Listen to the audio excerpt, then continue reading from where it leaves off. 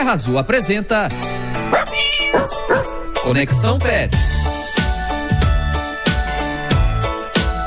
Jorge Aragão. 10h04 e na Conexão Pet, nosso momento fofura, no ponto final, eu recebo hoje mais uma vez a médica veterinária Valéria Bittencourt, que vai conversar com a gente hoje sobre banho e tosa dos nossos pets. Valéria, antes de mais nada, bom dia, mais uma vez, obrigado pela gentileza de estar aqui.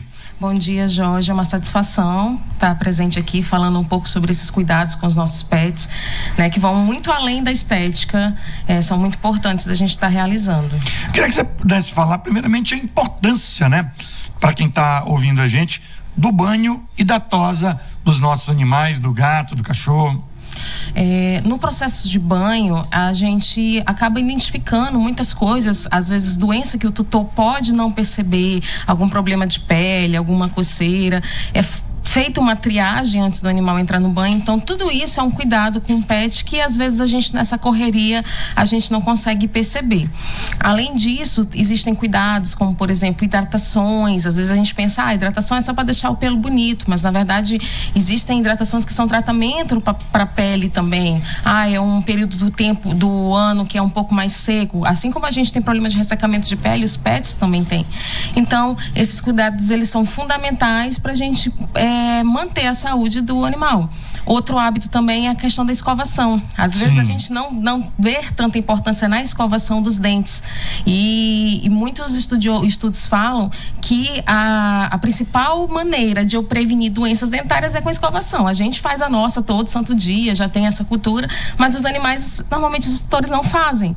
E aí, com o tempo, vem os problemas odontológicos que podem ser prevenidos com a escovação, que é um serviço que a gente oferece no banho e tosa. Pois é, isso que eu ia te perguntar.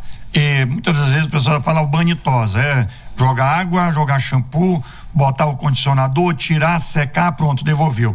Não é isso, tem muito mais, né? Quais são os outros, né, serviços que são oferecidos, em especial, por exemplo, pela própria Terra Azul, no banho e tosa? Por exemplo, a limpeza dos ouvidos, que é outra coisa que a gente também não tem costume, né? A gente tem medo até às vezes de fazer. De machucar. Corte de unha, que não é simplesmente cortar, existe um ponto ideal até onde eu posso cortar sem ter sangramento, sem ter uma lesão na unha desse animal.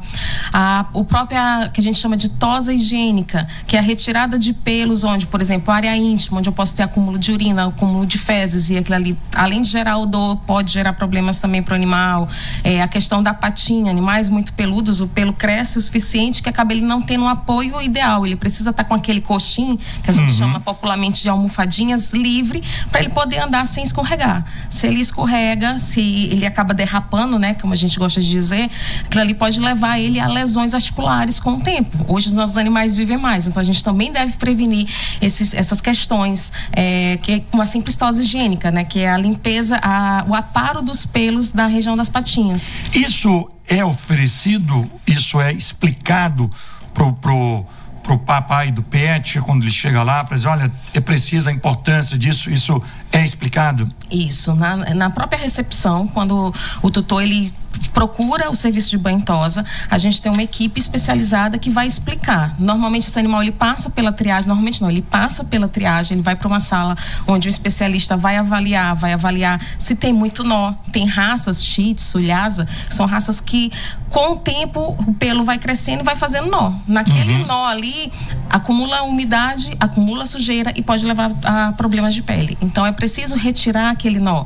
Ele vai avaliar os ouvidos, vai avaliar se tem parasitas, pulga, carrapato, que é um detalhe, a gente não pode receber animais para banho e tosa se eles têm parasitas. Aí nossa recomendação faz o tratamento e volta, e a gente vai estar apto a receber, porque eu coloco em risco outros animais que já estão lá, porque uma pulga, um carrapato é suficiente para poder passar para os outros. Então a gente faz essa primeira avaliação e o profissional que está na recepção, ele vai falar quais são os serviços que aquele animal ele está apto a fazer. Vai ser um desembolo, corte de unha, unha, escovação de dente, tudo isso é oferecido de acordo com a raça do animal. É isso que eu ia te perguntar, muda muito de raça para raça, de porte, tamanho? Acaba mudando, porque... Uns crescem unha mais? O animal de apartamento, onde ele não tem uma área que ele tem atrito com a unha dele acaba crescendo mais, ele vai precisar parar mais vezes, que é diferente de um animal que vive em uma área com cimento, né, que acaba tendo um atrito maior das unhas e o desgaste natural. Também um pincher, ele não vai ter processo de desembolo, de tosa, porque o pelo dele é curto. Só que é importante ele ir pro banho tosa, porque eu preciso retirar aqueles pelos mortos. Às vezes a gente pensa assim, cachorro de pelo curto não cai muito pelo, mas na verdade é porque precisa ser retirada, e a pessoa tem essa ilusão que não cai, mas cai, né? Então no banho tosa é feito esse processo. E questão dos cães de raça de pelo longo, a gente precisa fazer o aparo desses pelos para manter a beleza e a saúde da pele. Agora, assim, Valéria, estou conversando com a médica veterinária, a Valéria Bittencourt, sobre a importância do banho e tosa dos nossos pets. Mas também é importante o local, né, que você vai levar, porque são coisas delicadas, como você viu, você falou ainda há pouco, eu não sabia. De repente o corte de unha pode ferir o animal. Isso. Né? A questão da limpeza do ouvido. Então tem que ser num local que você precisa efetivamente ter pessoas qualificadas para esse trabalho. Exato, eu preciso que sejam profissionais qualificados, né? A área de banho, normalmente ela precisa ficar exposta, que a gente encontra nos serviços da Terra Azul. O tutor, ele consegue visualizar todo o processo sendo feito, desde a triagem até o banho, a secagem, a tosa, né? O tutor, se ele quiser, ele pode acompanhar esses serviços, e isso é muito importante, porque mostra o cuidado e o carinho que os profissionais têm com os animais. E de preferência que o local seja repetido, né? Porque você consegue fazer com que o cachorro tenha uma intimidade com as pessoas que estão, ele já se sente mais confortável, né? Exato, dele já reconhecer a pessoa da recepção ao banhista, que sempre a gente tem alguns clientes que realmente já tem a preferência por aquele colaborador que já conhece mesmo e cria afeto.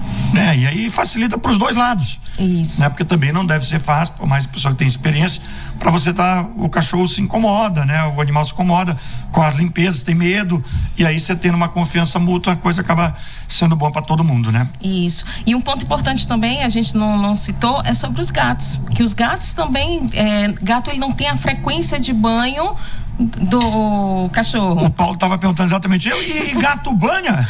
Banha! Às vezes ele precisa fazer algum tratamento de pele, e aí, como eu preciso secar bem, é melhor levar para um banho, um centro de estética especializado, para poder secar a pele direito. Porque se eu não seco, também ali vira palco para uma possível doença de pele. Então, a Maria está perguntando aqui, a Maria do São Francisco. Eu já me fiz muito essa pergunta, Maria.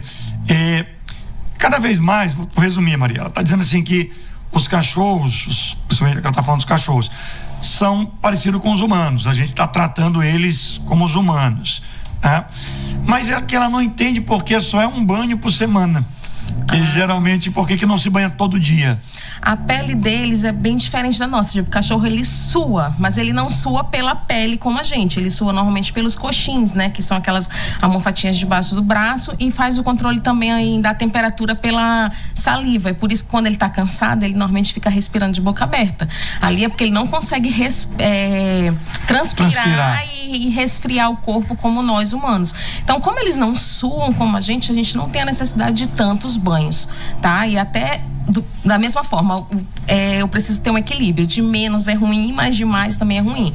Eu banhando demais, eu posso estar tirando o equilíbrio dessa pele e levando a outros problemas. Então, o adequado é isso, pelo menos uma vez por semana. O ideal seria uma vez por semana. Seria isso. Tá, o Francisco, ele está perguntando sobre o hálito, que o cachorro ainda fica mesmo, não fica com hálito, se tem algo que pode ser feito.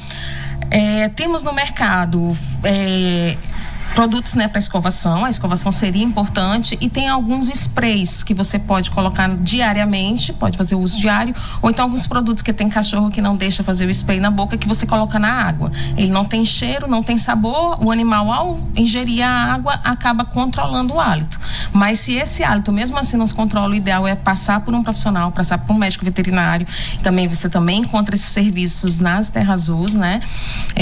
Para fazer uma avaliação, para ver se não tem um dente infeccionado que está gerando esse hálito dessa forma. Porque às vezes pode ser, não é uma coisa normal, né? Isso. Agora, Valéria, e tem diferença pro banho do gato pro banho do cachorro? O gato, ele é um pouco mais, não está mais acostumado. O cão, como a gente tem o costume de dar banho desde filhote, normalmente ele é mais tranquilo. Aí gosta, o gato é mais arredio, né? Isso. Aí a gente toma alguns cuidados, do tipo o banho do gato ser agendado, ter cuidado com os outros animais que vão estar, outros cães, porque se tiver um cão latindo mais, esse gato vai ficar mais agitado. Mas no geral o processo é o mesmo.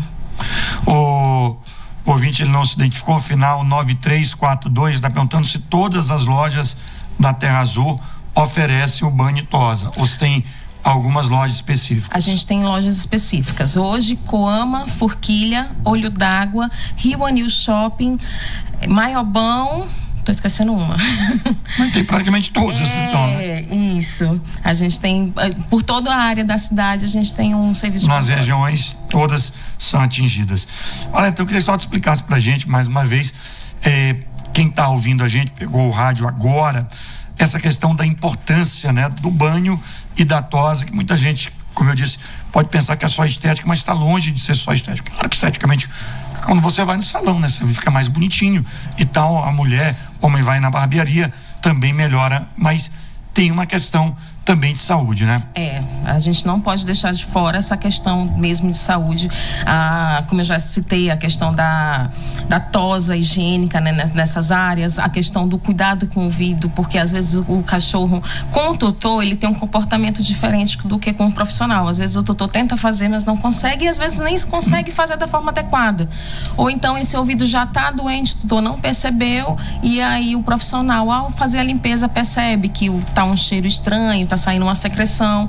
Aí a gente, nas unidades, a gente já tem o médico veterinário, né? Então já avisa na mesma hora alguém. Isso, e isso também é muito importante, essa ligação do centro de estética com o veterinário. Perfeito. Ao perceber que eu tenho alguma coisa estranha, eu já entro em contato com o tutor, com o médico veterinário, para ele orientar o que pode fazer, pra gente vai para uma consulta, precisa fazer algum exame, enfim, ter todo o serviço que aquele animal precisa. É isso. Valéria Bittencourt, médica veterinária, queria te agradecer mais uma vez ter vindo aqui, conversado, dar dicas importantes aqui pra gente, pros nossos ouvintes, dentro do ponto final. Tá, rapidinho, o Almeida do JLM está fazendo uma pergunta. Jorge, bom dia, pergunta pra doutora, eu peguei um cachorro de rua, qual o meu procedimento? O que eu devo fazer? Primeira coisa que eu aconselho é levar ao médico veterinário. Ele precisa de cuidados de saúde. Então, ele precisa tomar um remédio de verme, porque provavelmente ele está parasitado, e precisa fazer as vacinas. Porque o cão... Até para segurança dele mesmo, né? Exatamente. Tanto do animal quanto do animal. Porque tem doenças que se passam, assim como parasitas também. Por isso é importante passar por essa avaliação, e o veterinário vai montar o protocolo que esse animal precisa fazer. Então, a primeira coisa é procurar o veterinário. Agora sim, tô te liberando. Valeu, Valéria, obrigado. Mais uma vez tá aqui com a gente, participado aqui do quadro Dentro do Ponto Final. Muito obrigada a todos.